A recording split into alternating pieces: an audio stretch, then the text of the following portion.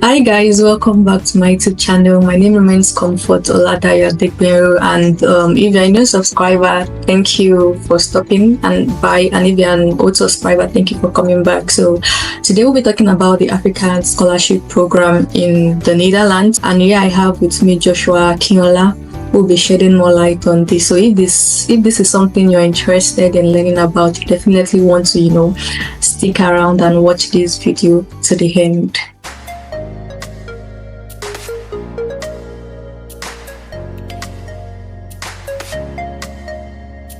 So welcome back again, and without wasting time, I'll be letting Joshua to introduce himself. So thank you, Joshua, for agreeing to do this again.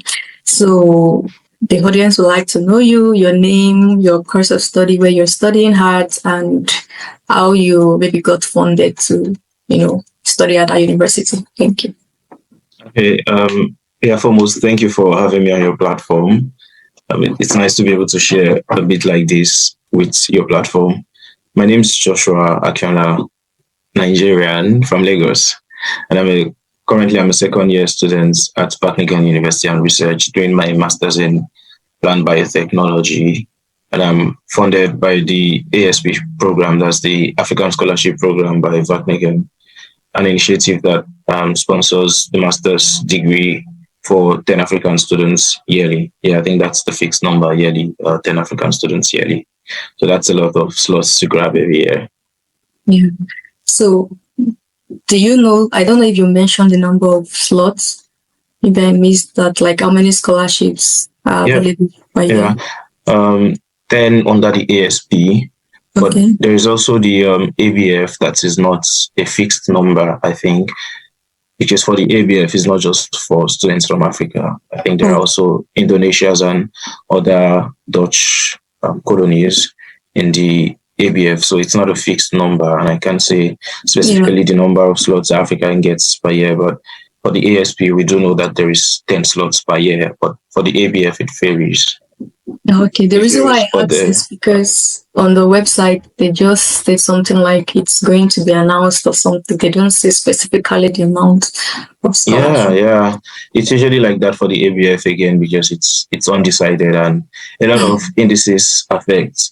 For example, if your country does move up in the ranking of the HDI's ranking as relates to welfare and well-being, then they think, okay, less people need help from the country this year, and so it's a case by case thing, and that's why if you're applying, you didn't get it last year, it's always okay to try again, because you are drawing from a different pool this year. Also, you don't know what has changed in the criterion as regard what number we want from here, what number we are giving in total. You can't tell what has changed in those parameters. Okay, that makes sense. So thank you very much. Can you just give us like a brief overview of the Africa Scholarship Program, in Netherlands? What is it about? Maybe like what will make somebody eligible for that kind of scholarship, and what are like the steps involved, briefly? Yeah, okay. So foremost, maybe it's better to start from the last question. The steps involved, it's usually in 3 phases. You apply just like you apply to every other master's program around the world. But what is different is that for Wageningen, it's usually like a competition after that. It's not the typical, you're just called for an interview if they think you're good enough and you get it, but it's more like a competition where every student that meets the criteria, which I would come to shortly, are invited for the first round of the competition, usually in form of a writing. And then the best among the writings, of course, that's in collaboration with everything they had submitted during the application rounds, also are invited for the interview, which is the last phase. So it's basically those 3 phases: application, the writing competition, and then the interviews, down to those 3 stages. But then the criteria to be invited in the first place is usually that I think you have made about 80% in your undergrad and at least top 5 in, if I'm not, that should be it, top 5 in your undergraduate. Also, those criterions are usually like very strict ways, because there are a lot of students. So it's usually the first filter that is applied. And then when you cross that hurdle, it comes down to the competition phase. But I really do think that if you get invited for the competition, then you're really close to winning. It's much more about proving that the person that they deemed fit to invite is really you, and then convincing them to select you amongst others.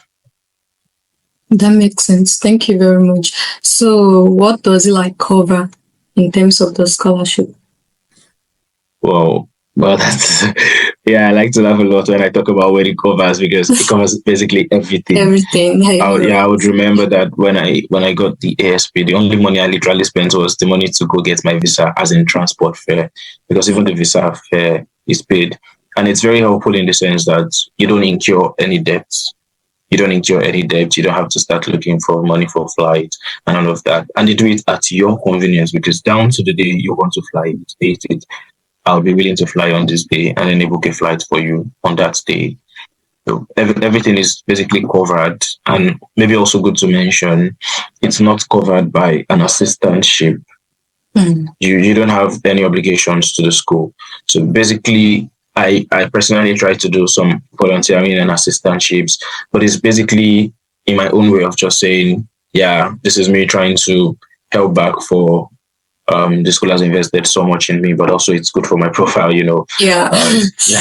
So basically that's it. But on the part of the school, they just it's basically saying you're paid to study and they expect you to face it squarely because you are paid to do it. Then saying that you're an investment by proxy in Africa anyway.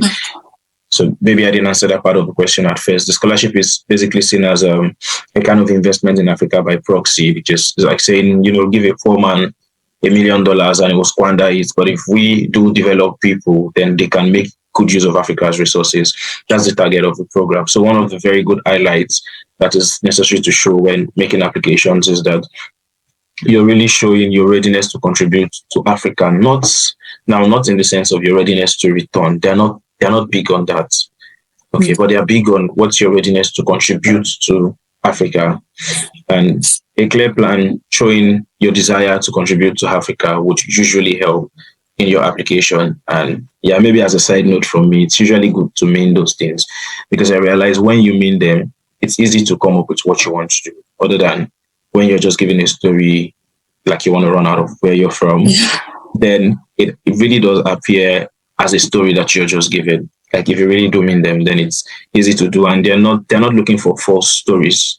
I remember I just told them, they asked me if I'll be willing to stay over if the school has openings for me after my master's, and I was clear and clear yes, because the school has a lot of running projects in IITA, for example, which is really helping Nigerian agriculture, and I'll jump at the first offer of such that comes my way. And they were excited. It was a clear plan of, how we've already been helping Nigeria, what you're willing to do with it.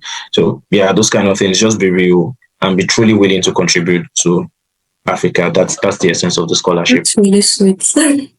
Because I did like 3 months internship in IT, and it's somewhere I would love to go back to. Yeah. Yeah. A lot of cool stuff there. Yeah, so that's why you mentioned something about you have to be among is it top 5%?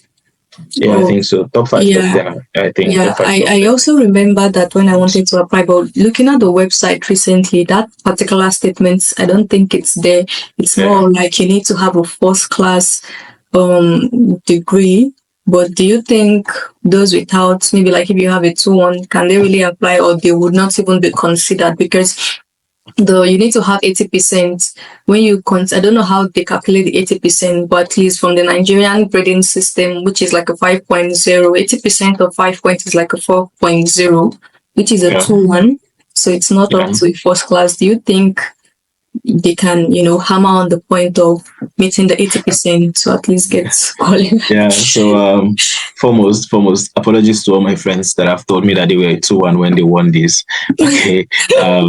Yeah, this is not me ratting them out, but just saying that 2-1 still stand a very good chance.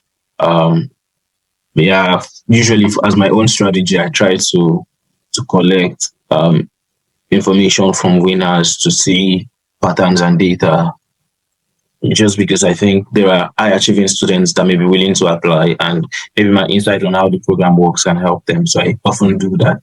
And in the last round of application, one thing I saw for sure is that Wageningen does like you to have a good grade in your bachelor's, but they are also interested very much in yeah, what have you basically done so far in the light of what you're telling us that you want to do? How have you contributed in your little community so far? And I think, if I'm not mistaken, that there were more to one than first class that at least that I was able to interview, which was really strange. I know first class up to 4.9s, and I know yeah that didn't get in Jigget, and I know most of the guys that I had interview were 2-1 students. So yeah, they are very big on especially what are you currently doing. And I did notice that, in fact, one thing that is common in the scholarship community is that most first class students are simply waiting on scholarships. It's sad, but it's true that most first class students are waiting on scholarship, while the 2-1 guys are going into that volunteering, trying to see how they better their profile.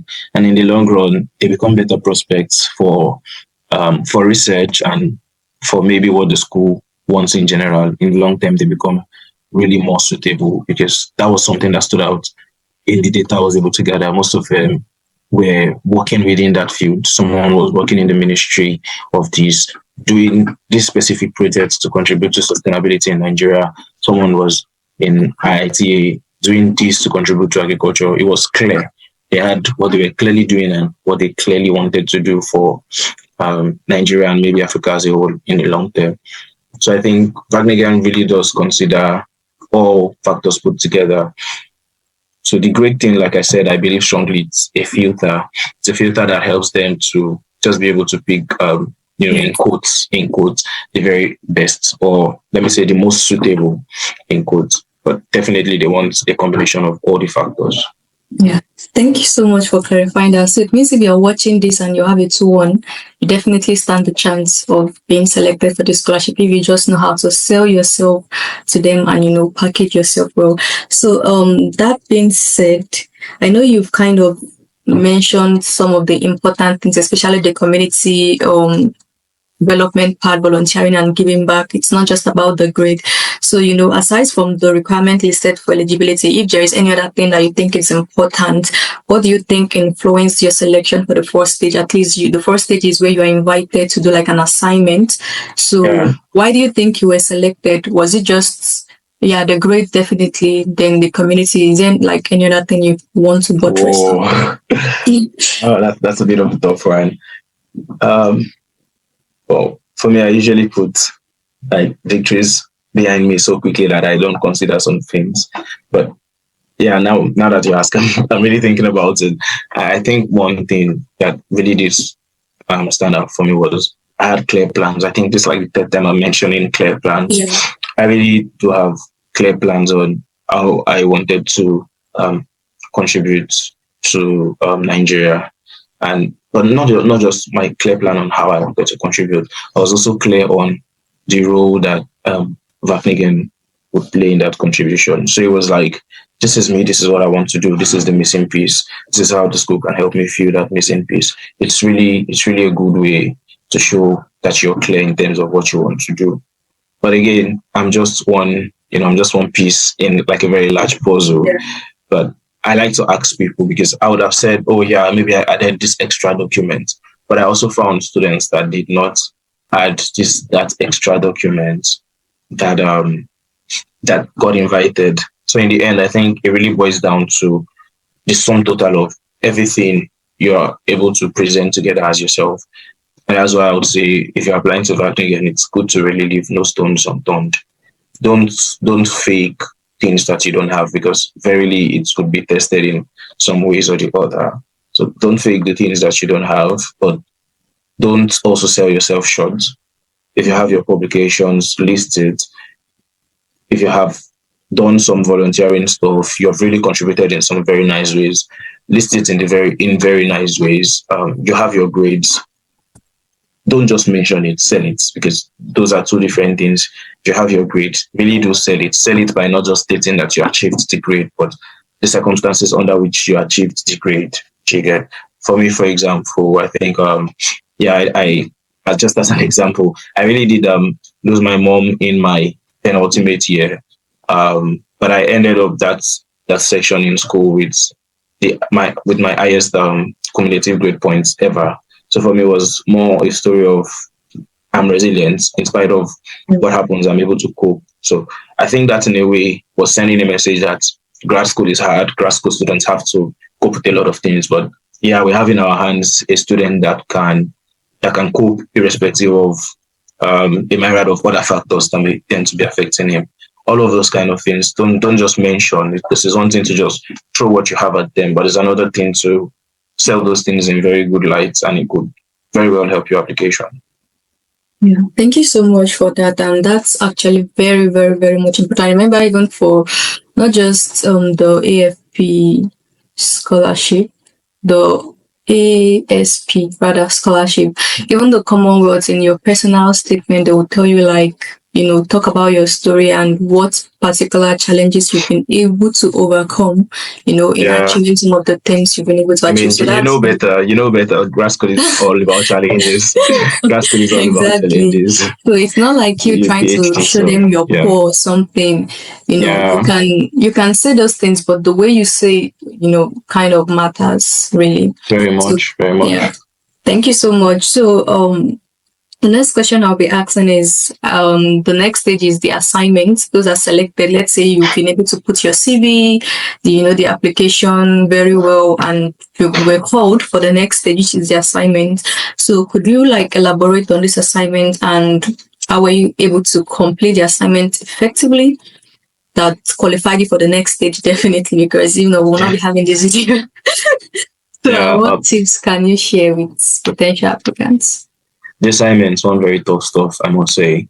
It's One very tough. tough stuff. Yeah, not like the questions are tough in quotes, but Okay. when you get to that phase, it's like you say, apologies to non-football lovers, but it's like you're playing the Champions League and you're already like in the semi-final, right there, and then deep down in your mind, now we're left with Barca, Real Madrid, and PSG.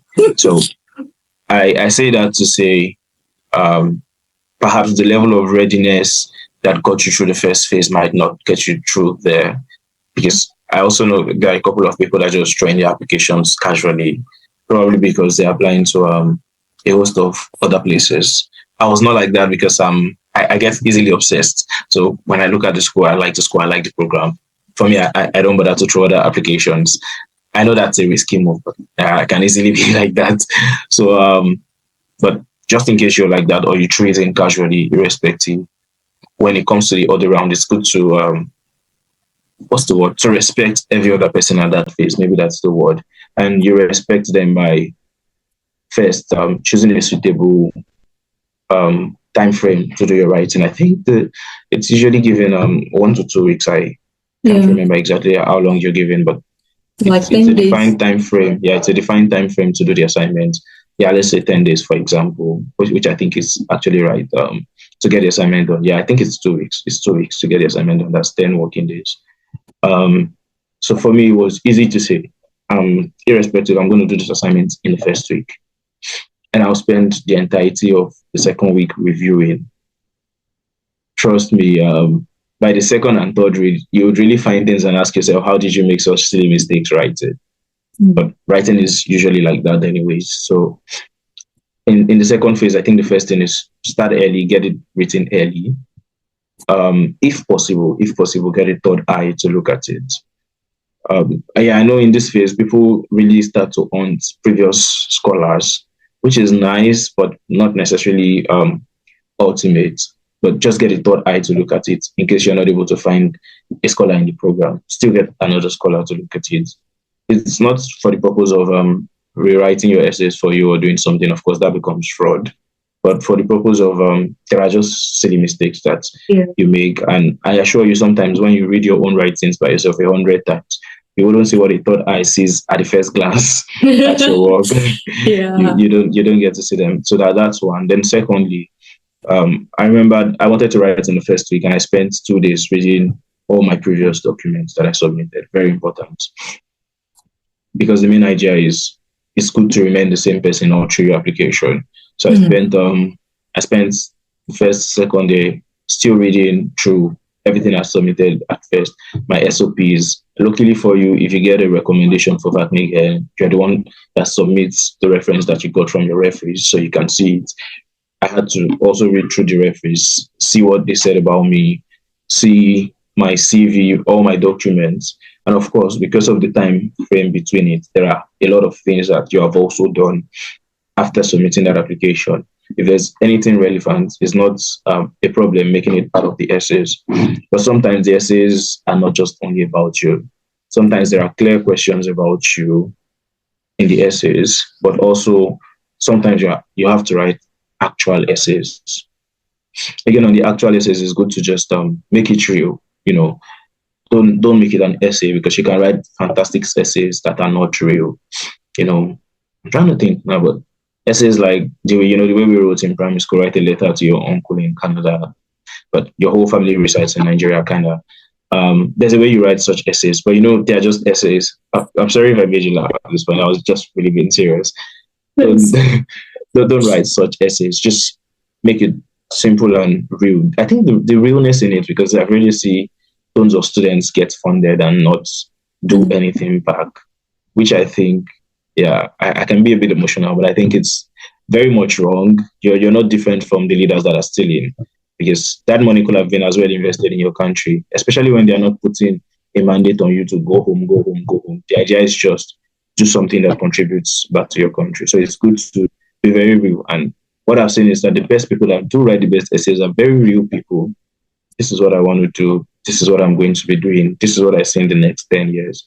This is what I see in the next 20 years. Nobody will hold you by the throat if you don't achieve them, definitely. But yeah, it's good to have such plans. It's helpful for even your own self. You can tell this is what I want to do Yeah. afterwards and all of that. So I think the essays, basically that's it. The essays they're not tough in that sense. They're only tough in the sense that it's good to respect every other person that has made it to that phase and know that in the end, it's the school has to make a choice between a lot of people that deserves it.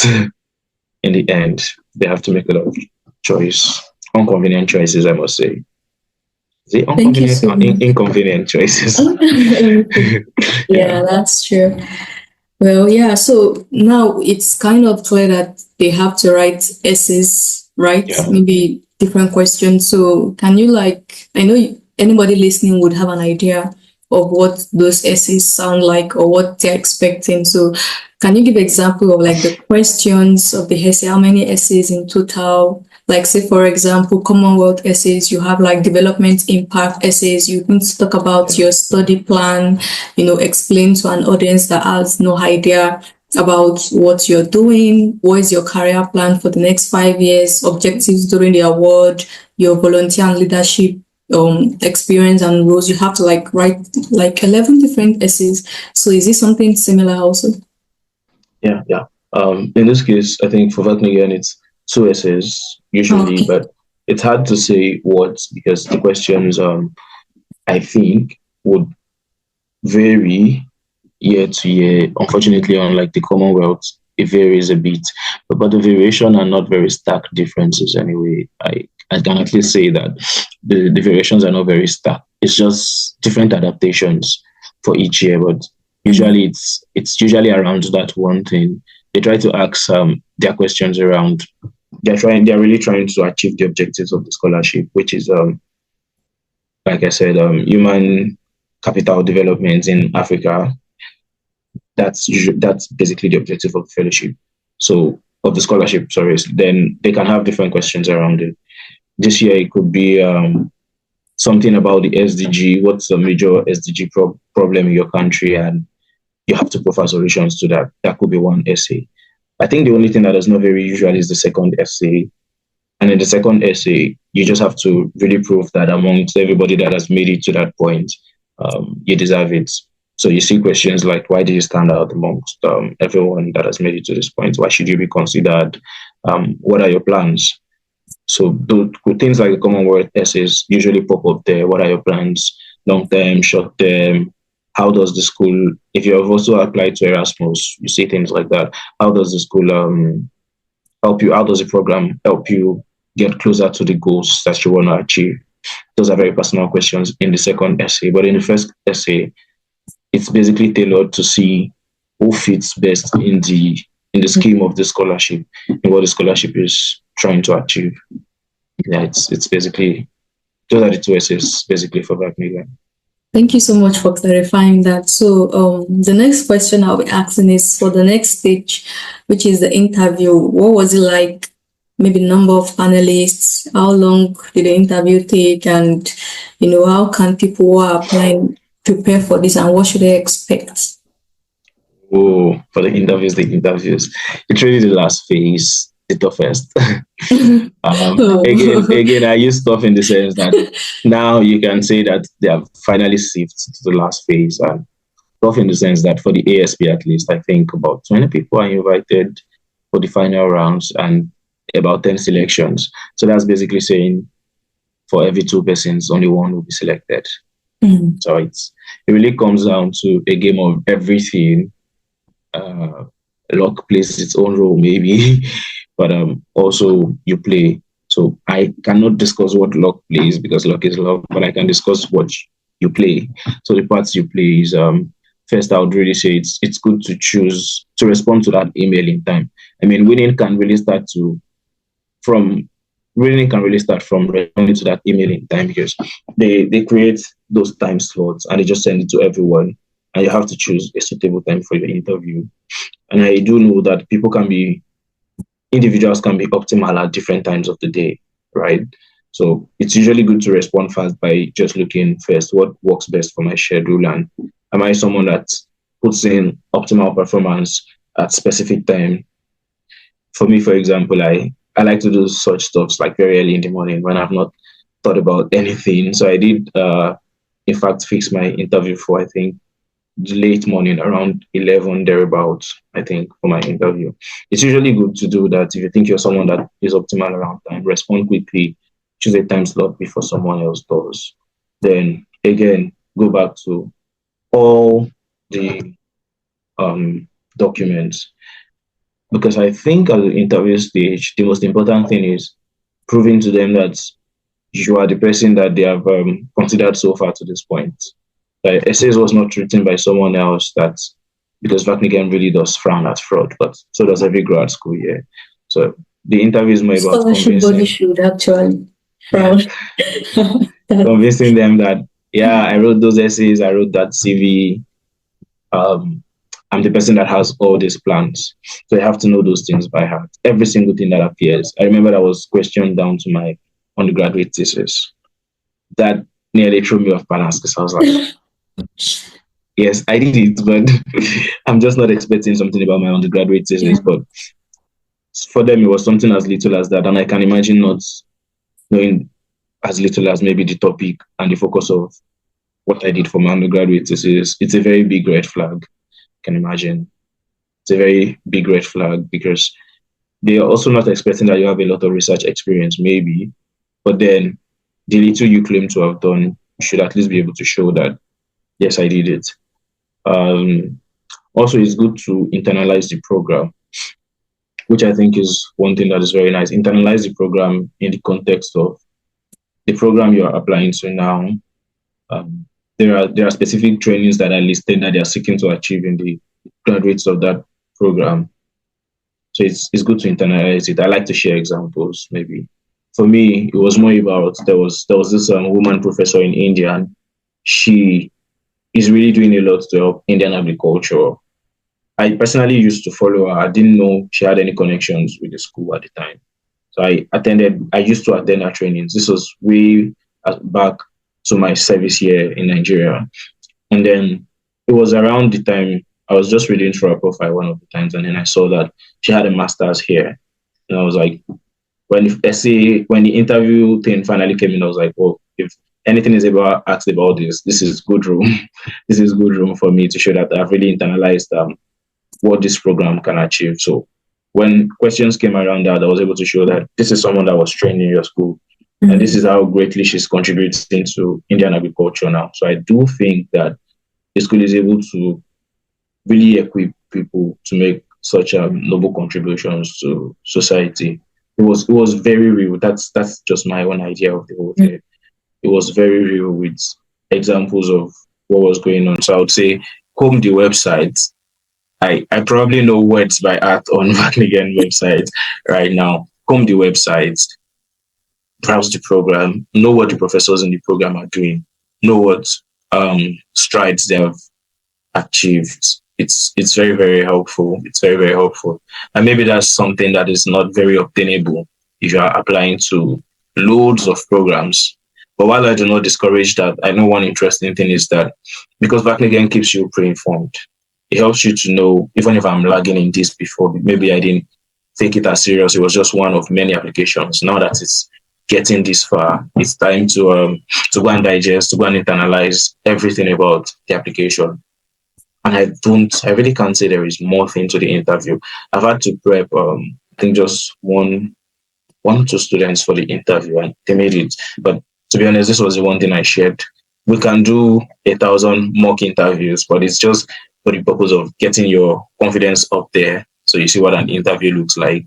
But I really think the winning thing for, at least as far as Wageningen is concerned, the interview is that fact that you're able to show that, number one, I'm the guy. Yeah, I wrote everything that you have read so far. And that secondly, you have internalized everything. Unfortunately, Nigeria has a way of messing Nigerians up with the interview so much that the school now knows. They now know. They have had to call more than more than 5, 10 Nigerians for their interview. Like they couldn't hold it virtually like this again. They had to call them on phone.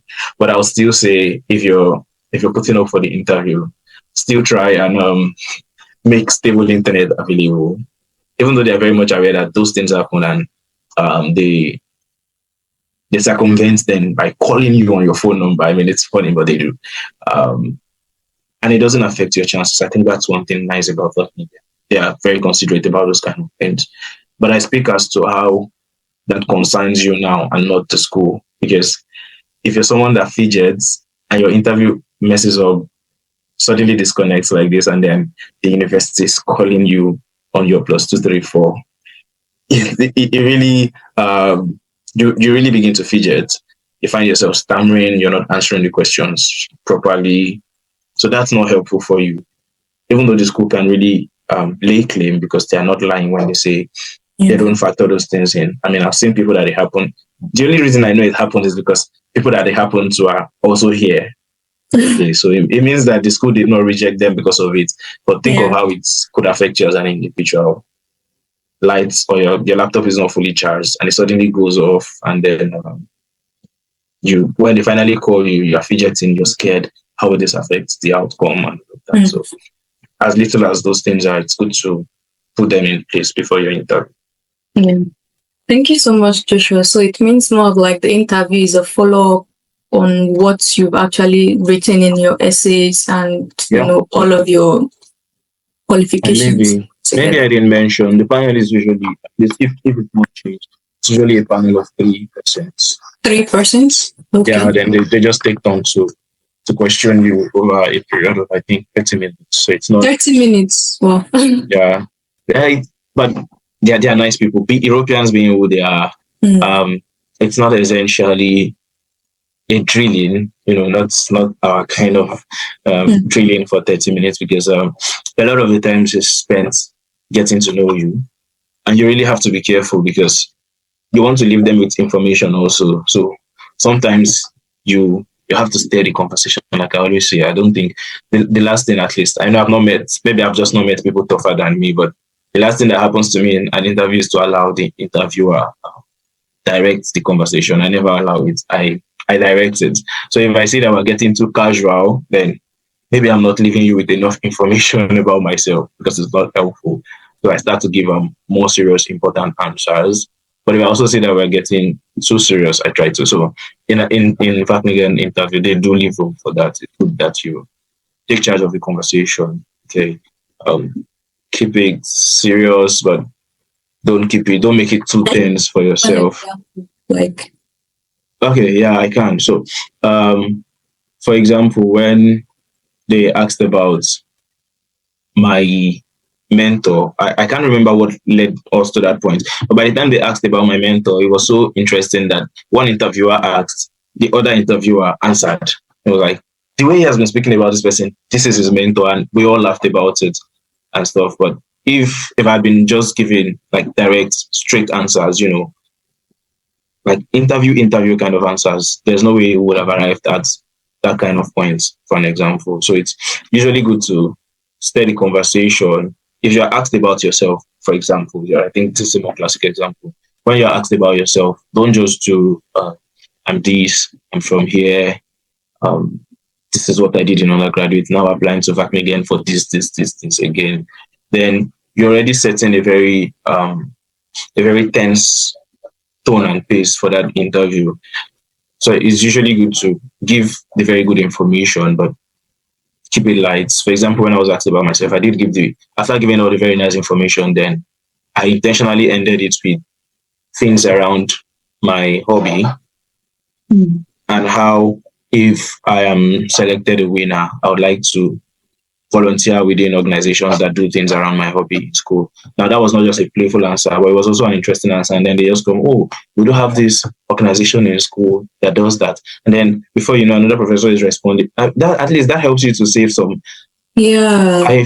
some 2-3 minutes of a 30 minutes interview. You don't want to have 30 minutes of questions just fired at you. On SDGs. Yeah, so I would usually say take charge of your interview. Yeah. Very important. Take charge of your interview. Most interestingly, what you tell them usually determines what they ask you. They often don't come with all the questions themselves. They come with certain housekeeping questions. I call them housekeeping questions. They'll definitely ask you to introduce yourself, housekeeping. They'll definitely ask you how the school contributes to your dream, housekeeping. But there are probably just a few housekeeping questions. And your interview, and that's why some interviews are just 10-15 minutes also, because it could also be very boring to them. 30 minutes is just no matter how interesting or how long we are drilling you, they usually stop around 30 minutes. But if you don't take charge of the interview, you make it very boring. It ends too early, 10 minutes thereabout. You keep it very tense. Then it's good for you if you're able to scale through, but they keep firing questions at you for that long time. But like I said, what you tell them determines what they ask you. So if you know that, then I think you're good to go. Answer the housekeeping questions. Don't mention things that if they probe further, you won't be able to talk about. Exactly, you won't be able to talk about. Yeah, honestly, this is very insightful. Like very, very insightful. I didn't get all of this space, but I'm glad that I could bring you on board to talk about this. And anybody watching this, you just have to like take note of everything he has said. So just own the interview, like own it. That's the word. That's the word. So thank you so much. So one popular thing is the English proficiency requirement. So I think presently, I don't know when you came on board, since you're in your second year, maybe it's 2022 or 2023. Yeah, we were like the 2023 course. Okay. Yeah. Okay. So while you were applying, were they still accepting like a letter from your university or the IELTS? It was the IELTS. I think the IELTS and TOEFL. Okay. I don't know if I have wrongly informed anybody prior to now, because I think I personally saw this flyer going around that it has been waived, but one of the applicants recently reached out, and I don't think it has been waived. But like I would always say, it's also maybe good to check with your individual program. Could be, but for the most part that I know, it's not waived. They do like that you show it. But I also don't know that there are people pushing for it. But Wageningen is a very inclusive school in the sense that one of the things they try to do is to keep the rules as much as possible general for all. Okay. So I don't know that they are wary of the fact that if we're going to waive it here, we're probably waiving it for some African countries, we're not waiving it for others. How is that? The school is I don't want to use the word funny school, but they're a very nice school in that sense. Trust me, they could go as far as carrying out an entire study trying to say, if we grant this to some African countries and don't grant to others, does it in turn becomes an unfair advantage that these guys cannot write it without this and be considered, but these guys have to write it. So I think even though there are students pushing for it, the school has to make the consideration in the final sense, and how it affects the scholarship is probably yet to be seen, but that is up to the school. and I don't think it's a conclusion that they have reached yet on that. So I would say, if you're willing to apply, it's good to just put in the language test. I also think the application closes in February, which does not leave a lot of time for whoever doesn't have a language test right now. But it's still doable, especially if you're not writing the paper pencil thing. I think if you still do write it in the first, second week of January, and you don't do paper pencil, you do the computer one that comes out within a week, then very much you can still submit your application in January. If you do it early enough in January, in fact, even if it's the written one, I think that takes about 3 weeks to be out, because the application closes, I think, in the last week of February. Yeah. So it means that. Didn't they give you room for like maybe getting an unconditional, then you supply the English test later on? That I'm not sure of. Okay. Because I submitted mine, I can't Yeah. tell if that's something that works, but I don't think it works that way with Wageningen. It's usually just unconditional offers, or when they find the documents missing, they reach out to you to include the documents so they can access your application. That makes sense. Thank you so much for clarifying that. Just in case if you have the opportunity to, converse with them over the putting words that they can accept our WAEC results. Yeah, I mean, it's clear that Nigerians should be waived. Yeah. But not only Nigeria, I mean, a couple of countries. But like I said, the school's biggest consideration would be to see how that affects competition with other countries, because like it's the African scholarship program. Yeah, it's not targeted towards a single country. So they're trying to see, does that recall? Because Erasmus, I think you would know that part better, can come up with specific figures, or we want maximum of 3 Nigerians, maximum of this, maximum of that. But I think while maybe Wageningen at present does not do that, they try to create a level playing ground for everybody. So maybe it's already not a level playground if we require this from these guys, but not from these guys, and all of that. So I know that has to go through those kind of considerations before something can be conclusively said about it. That makes sense. Thank you so much. So, how has it been in the program so far? I know you've mentioned a lot, really. So, okay, but one main thing, do you have to do anything to maintain the scholarship for the second year? Oh yeah. But it's nothing that should not be done by an average student actually, which is just I think you should pass a minimum number of credits. Each course usually about 6 credits, and then we do just half. I think it's just about half. They expect you to have at least passed more than half of the credits that you're offering in your first year before your second year, and I don't think that is an unrealistic expectation. That's something that is expected, interestingly enough, from even self-funded students. Okay. So again, Wageningen does not put any extra pressure on scholars to perform. What they're seeking to just help you do within your time span in the school is everything that you've mentioned to them as your goals. How can they help you achieve it? So you don't have assistantship obligations, but you also don't have obligations to keep maybe an 80% P&A students to maintain your scholarship. Now you don't have any such requirements. They try to help you to be as normal as everybody. Scholars can receive exams just like every student, anything just like every normal student. The idea is just focused towards helping you achieve the goals that you have mentioned that you want to achieve. But this is personal now. I think those scholars should not be able to, except for unseen circumstances. It's really not an obtainable event where a scholar does not meet up the requirements. At least I've never heard of any. And that shows how not stringent the requirements are. So you don't have the pressure. Okay. The only pressure is whatever you have put on yourself, to the expectation you have put on yourself, which with time, at least it's what I've seen happen to a lot of us. the undue expectations leave. Undue expectations in terms of, I'm a scholar, I just want to be this, I just want to be this, and that, and that.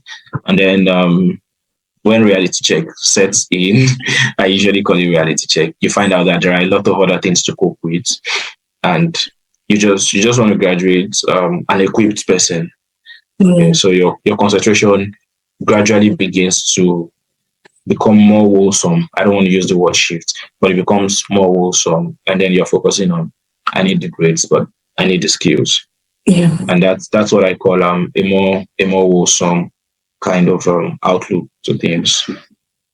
Yeah. So Thank you so much. And just briefly, what are like the pros and maybe cons? I don't think you would have some cons. cons, Really. cons are But what are the pros? You can just give us like how it's yeah. been so far. Yeah. If there are pros, there are cons, but cons are hard to come by. But yeah, with the good news first, the pros.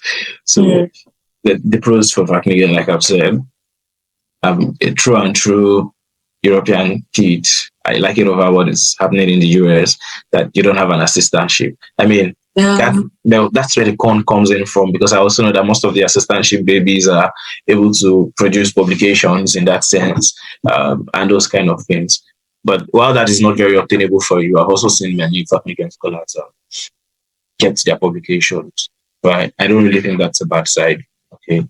But I think the fact that you don't have an assistantship and you can concentrate on your studies, a really big pro, because you're already having to cope with the culture shock, moving to a new country. Yeah. While Wageningen is not tough, they operate a very different system. You resume, and in the next 2 months, you're writing your first exams already, because they don't do semesters, they do periods, and the period is 2 months. So 7 weeks and you're writing your first exams already in week 8. And then by Christmas, you're writing another exams. Wow. So there's that big shift already for African students from the 4-month semester that we're used to. You have sufficient time to try and understand. But here you're a bit more on your toes, trying to get things right within 8 weeks maybe. So it's slightly different in that context.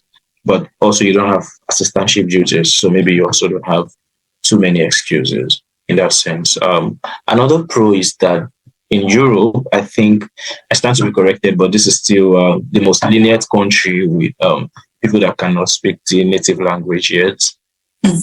Yeah, because a lot of Dutchies do understand English. So in school, you're safe. Outside of school, you're also safe. Except a few times when you need help, especially with documents, interpreting documents. You don't want to file your documents wrongly and all of those kind of things. But except for those basic things,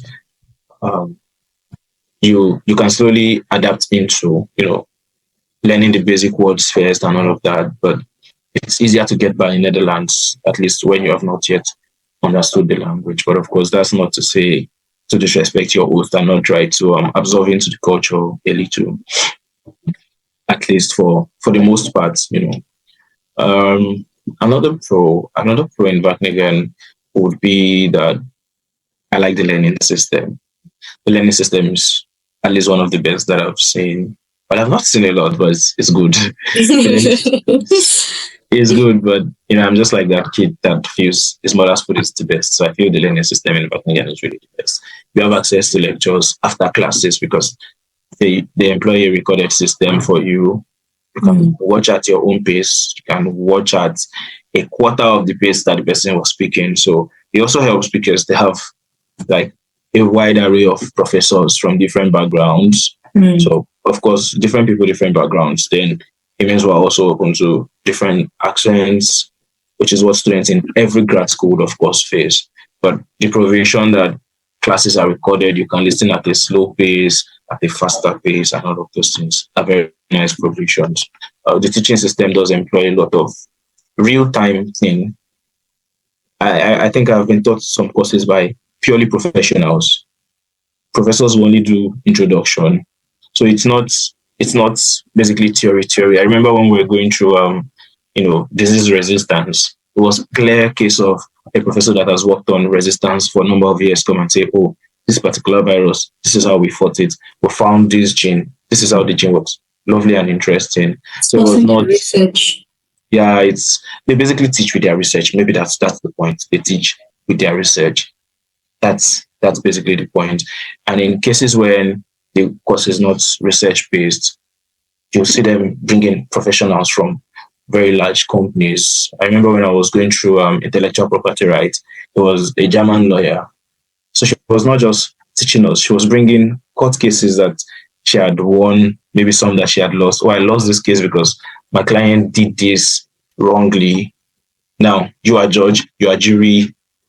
Let's do the case in class. So That's it's such a interesting. beautiful, yeah, such a beautiful approach to teaching in Wageningen that is very much lovely. For the cons. Well, maybe one little con I mentioned earlier is unlike the assistant guys, you're not gathering experience because you're only doing school. But Wageningen makes up for that because the entirety of your second year is given to research. Mm. The entirety of your second year, you do 6 months thesis and then 6 months internship. Oh, that's good then. Yeah, because your internship also then doubles for you as a job experience, just Exactly. in case you Mm. don't want to continue to um a PhD. It Mm. doubles for you. It doubles for you as a job experience, which is useful within the European context. But students that are interested in PhD, Wageningen is also flexible. Your experience is tailored. So if I'm interested in a PhD, I can choose to continue research instead of doing an internship, then hop on another research project that gives me a different skill set for the next 6 months again. So that makes me it's like two research projects for the whole year. Quality projects, you don't do practical kind of research here. You're not trying to confirm something that someone else has done that there are 4 or 5 papers on. Real time research, the the way master's research basically works here is maybe there are grants that are not large enough to accommodate PhDs, but it's fair enough to fund a master's quality project. You're basically working on a very nice funded project by the government or some companies. Or there is a PhD project and maybe the samples are just too excessive, or say a student has already done this phase of the work, then they can give you a little chunk of the project that can be completed again in 6 months, then you do it. So it's very nice to have that euphoria also of working on something that nobody has worked on, get Yeah. result that has never been published. Of course, when you're working on such thing, the only part is you have to keep the secrecy of results and all of that, Yeah. understanding how funding works. So I don't think experience wise that you also lose too much. It's so difficult that I really can't think of any cons right now. I really can't think of any Yeah, cons. I think that's fine. I it's a think near the perfect cons will program. be general, like integrating and maybe a bit of language, but so far so Yeah. good. Yeah. So it would be a real con if other grad students don't face it, but it's faced Yeah. everywhere, even in places where they speak English. Mm-hmm. One time my friend arrived, I think it was the UK or America, and it was like, now I'm not sure if what I speak is English because I can't hear a single thing these guys are saying, which is something we don't face here because it's easier to understand English from Yeah. non-native speakers than to Yeah. understand from those guys. That's So, very true. so While I was in the UK, it took me a while to really understand what I some of just those guys were always saying, but no, it no, gets but I don't want to wake up to hear a bottle of water. No. So, better. so yeah, I think that's something that happens to all grad school students. So that's why Mm. I don't think of a con because it's not unique to us here. Mm. Thank you so much for, providing in-depth information regarding this. So, I think the next question I'm about to ask, there is no point asking because I think you already answered in between. So you don't have to go back to Nigeria after the program, and the scholarship covers the visa application process with flights also, Yeah, right? it does cover everything, but yeah, it's important to know. Like I said, this is very emotional and it's just me. Mm, While trying to build Africa, um, if you're not returning, just ensure you're still building capacity and exactly.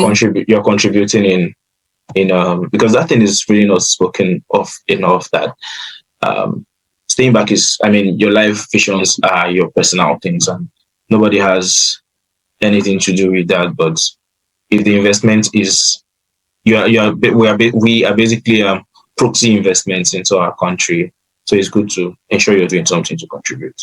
Up on research, join up with your professors in school. You now have, it might be fascinating to know that you have as good insights as them, or maybe even better because of your exposure to better facilities and stuff. Join up with them, do more quality research. You can now use your new your new position to, for me, as an example, there are maybe journals that I have access to, nice impact, that my lecturers might not necessarily have access to. And just by reasons of bearing my school's emblem, they are free for me. Now, if we do very quality work there, it's boosting my professor in a way because we did the work together. It boosts them in a way because their work has more visibility. They can win more fundings. We can write proposals together. You get. So I really think it's good in that way. It's good because it opens room for other students because the school, Wageningen is big on measuring things. If they're succeeding with these things, they're expanding the scheme, and more students are coming in. So it becomes better every year because I know they did not start with 10. I think they started with much fewer number. So it's going positive. It's improved. It's increased. More people can come in. If not, then you shut the door against other high achieving students. Yeah. But necessarily you don't have to go back. You don't. Yeah, one thing I just feel is like it's not about just maybe wanting to jack or something. I feel like this question is important because definitely some people have different goals, like you said, and say take for example, I think the Chevening scholarship would require you to go back to your home country and for 2 years or something you can't even leave. So say for example you want to still further your education, maybe for a PhD for example, like say me, I knew I did my master's. Commonwealth required me to go back also, but I felt like I still wanted to learn more. So that was why I opted for like another master's and, doing my PhD. So because some people don't have like that work experience. For me, immediately I graduated NYSC. And after 1 year of trying to apply for jobs and scholarship, I got a scholarship. So literally I had no experience. So imagine me just doing that 1 year in, let's say, for example, in the UK. Maybe it's not just sufficient to go back to really make that impact, so to say. You want to still like get knowledge. Yeah, so that's why I think it's important. But I think I can even state already that I think it's a year. You're given as much as a year to find something after your master's in partner year. We usually call that the search year, where you can look for a job. The beautiful thing about Wageningen is, like I said, just keep it real. It's interesting that you don't have to lie. I mean, I was with a friend yesterday that stated that he told them he wanted to look for a job within the system after his master's because he thinks with a job, he's able to learn much better what exactly, like direct industry applications. I think it was someone in the pharmaceuticals. Like, then I see how a better healthcare system really does work, and doesn't have to do with going back, but I can become a consultant right from Netherlands, health matters in Nigeria. So we do ourselves a lot of disservice when we limit contribution to going back. I mean, you can go back and just also be within the system, not contributing. And you're not doing anything, just leeching of the system. Meanwhile, you can be home or abroad and you're contributing. So this is just an African advocating for Africa. It's nothing related to Wageningen. Anyways, so you get a year. It's called the search year, where you can find jobs, you can find PhDs within that time frame. But then it's beyond the school. It's now the job of the visa processing guys to determine after the 1 year if you can stay on or not, depending on if you find something. That makes sense. Thank you so much, Joshua. And lastly, I think it's almost time. What is like the word of advice you'd want to give to people? Like just final tip to round it up. One thing you would love them to know. Yeah. Well, it wouldn't be about Wageningen, if possible. Okay. It would just be something to generally or scholarship hopefuls. Yeah, a couple of things. 3 things. I hope 3 things is not a lot, but I'll be brief. The first is that it's not just motivational words when they say that maybe we're sorry we think you're a high achieving student, but we can't offer you the scholarship. It is really true because, like I mentioned, every year the program is drawing from different pools. Okay, so you might be applying in a very crazy pool where there are just horrible humans that you wonder, how did you do all this in your undergraduates? Did you do two undergraduates? But you may also just be lucky and apply in a year where maybe people were discouraged or for whatever reasons didn't apply. So I think the most important thing for hopefuls is just keep at it. Just keep at it. There is really nobody that can say they have a template on how it works, few applications or many applications, because we have seen people from different approaches win these things. So I'll say the only people that we know that never won are people that never applied. So just keep at it. That's one thing. And secondly is the fact that the investment is big. I have to be quite honest. If I would be paying school fees, for example, I think it's supposed to be about 21,000 per year on school fees alone. Wow. So that's it's quite expensive around Europe, anyways. It's usually cheap for Europeans and high for international students. So you can already think of about 42,000 euros to school fees, including living costs. The school is investing in the tune of about 100,000 euros on your 2 years program. Then it only makes sense to, I don't want to talk of while in the program, of course, you have to graduate, but it only makes sense to put in the work during the application. Think of it that I'm making an application for a job that is about to pay me 100,000 euros. I'll make your application with that tenacity. And I say this with all sense of politeness, but I don't think I'll be applying to 100,000 euros job and be asking questions that are accessible on Google from people. It's not really a nice way, and it doesn't make people committed to you in a sense. They may respond, but trust me, they are not as committed to you. True. It's a different thing when I'm in your inbox and I say, I've been invited for the Wageningen essays, but I really don't know how to go about it. I need help. It's way different from asking, say, for example, do I need to include my CV in my application? It's not very nice questions. So it's not a very nice question for the level of investment that is poured on you. And that's just to say this video would go out there. It will be nice that you watch this, that you watch every tool available to you. And just everyone will definitely need help in their application journey, but most, at least I can only speak for myself to say I am most committed to people that have shown that they have put in the work.